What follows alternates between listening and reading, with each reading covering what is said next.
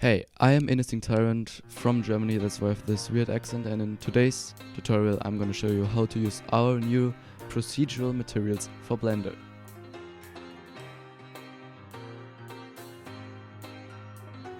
So if you haven't noticed already, we uploaded some procedural materials in the last days on our website.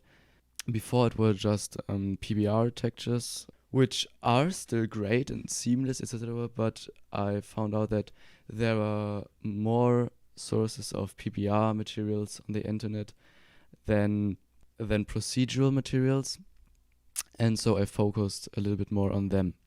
So I just opened a new scene in Blender, and for the sake of this tutorial we are just gonna spawn a little sphere and give it a modifier, a subdivision surface modifier with, no, not solidify, subdivision surface with a quality of 5. So we have a nice round sphere with lots of faces, and now we press Z and shade smooth. Okay, what I like to do is open 2 other windows like this, and this here is now my 3D viewport window. This is my rendered window, and this is the window for all the shading stuff, etc. Okay, we're just gonna close this side with T, and then spawn a camera, make it squared, because as you know, all of the sphere renders are squared images. And then with G and mouse wheel click, we're just gonna move the camera near the sphere. Okay, nice. So we now have our basic scene. What the scene is missing is still a light, so we're just gonna press Shift A again and summon a sun, and then move it upwards. When you have this tool selected and grab the blue square here, you can just move it on only the X and Y axis. So I'm just gonna do that and rotate the sun so it's facing the sphere. And if we go here into rendered view and disable all the outlines, we have a nice sphere.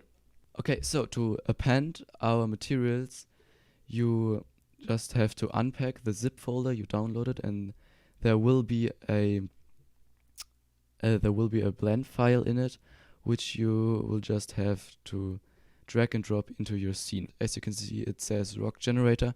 This material is not uploaded yet, but it's gonna be in the next days. So you just click on append because you don't want to open it. And if it's a generator, then there's a node tree. If it's not a generator but just a static material, you have to append the material. But in this case it's a generator, so we append the node tree. Okay, we will then give the sphere a new material. There's always one material in the scene, so I'm just gonna give it this standard material. And as you can see, nothing has changed because it's just a principal BSDF with a white base color. But if we would now go to group and rock generator 1, you can see that it has 2 outputs. First the BSDF and a displacement output. So we can just delete this BSDF shader and drag the BSDF output here into the surface, and displacement, of course, into displacement.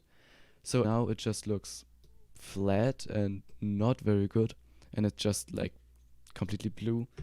This is because we are still in Eevee. This is a cycles material. All the materials which use displacement output are for cycles. So we're just gonna change to cycles and go to experimental. I'm gonna choose my GPU because it's stronger than my CPU. And then we will have to go into the material settings and change displacement to displacement and bump. You will only have this option if you changed the feature set to experimental. So now we will have some displacement. So we have the displace strength, and if we go up a little, for example to 1 or 0.7, we have a nice rock material. So there, these colors, I made them myself, so you can change them if you want. There are some more preset colors in this node group. You will have to enter it with tab, and then this is the node group. It's fairly simple, but well, it does what it's supposed to do. So we have these color ramps, which you can just connect the color output into this one thing, and it will change colors. For example, I don't know why I made a blue rock, but I thought it looked cool, and also a gray one. But this is probably my favorite. So you can then change all the parameters. For example, the noise scale, we can change it to 1, and now we have a very detailed look, or to 0.1, which gives us now a very flat look.